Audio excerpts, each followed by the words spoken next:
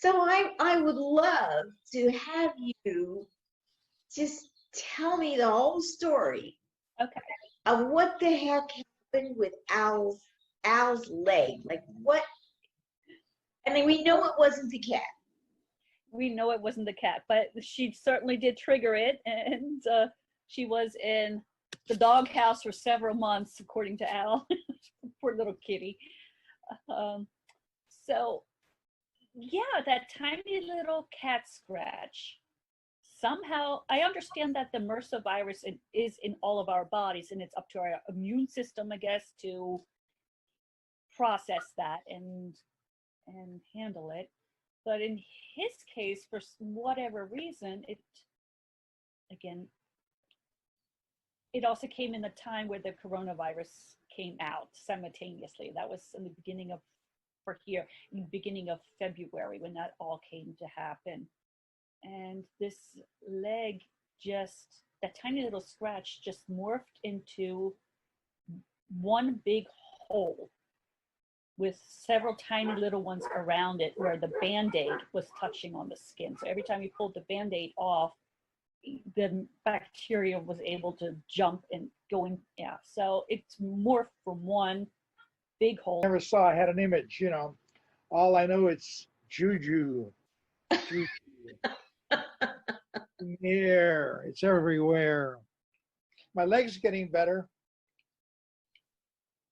It's because my body's starting to get together, so to speak, you know. It's remembering what it knows how to do. It's been reminded. It was in shock, you know. Yeah. It was in shock. Even the doctor today, he said, it's looking well. He says in about 2 weeks, you come back, we'll look at it. In 2 weeks from that time, which is 30 days, we can do surgery, which before he was looking at months because it had to get well first before you can cut. You know, you got to have blood flow. There was nothing going there. Nothing. They couldn't find nothing. And then I had to go to 3 ultrasounds because the numbers jived. They didn't jive. Finally, they did it. They stuck that they prodded me everywhere and got the blood from one arm, the other arm, the pulse, the legs, behind the knee, under the armpit, in your both groins, both sides, blah, blah, blah. And she said, you got plenty of blood. Plus, when I'm in the shower, I called Michelle the other day. When I change my bandage daily, I get into the shower and I allow that hot, steamy water to fall on my leg, and that takes the bandage off. Otherwise, if I try to pull it, it's gonna, a mess. Right. Exactly. Well, to make a long story short, one little piece did hang in there, and I pulled it, and it was like I hit an artery or something. It started just spurting. It was like a drinking fountain coming out of my leg. And I said, Michelle.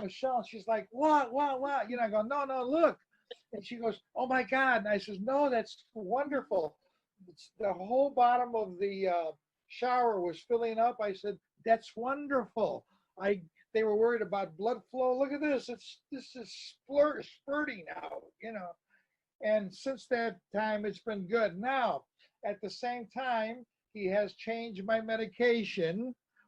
Not again, but at the same time that we got this so-called miracle water, because I'm going to be honest with you. I'm not 100%. Please don't refer to it I'm that not a way. Republican, you know. You know what I mean? No, don't get me into trouble, Al.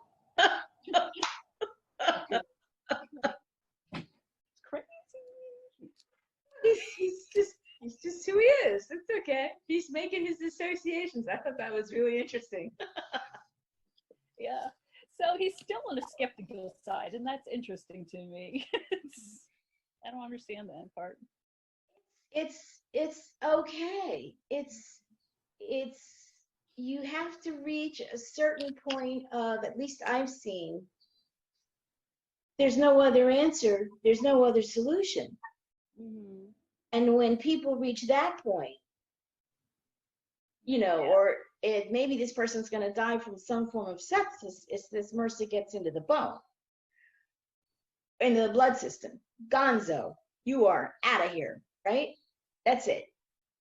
Or with the doctor, with the man in Russia, is like, we really don't want to amputate this guy's leg. The prosthetics, right? I mean, this was when Russia was in its collapse, the Soviet Union. They had nothing. Yeah, They had nothing. that was nothing. So that made them open. They didn't have anything else. They didn't have anywhere else to go. Like they would reach their limit of their possibilities. And that's when things can change.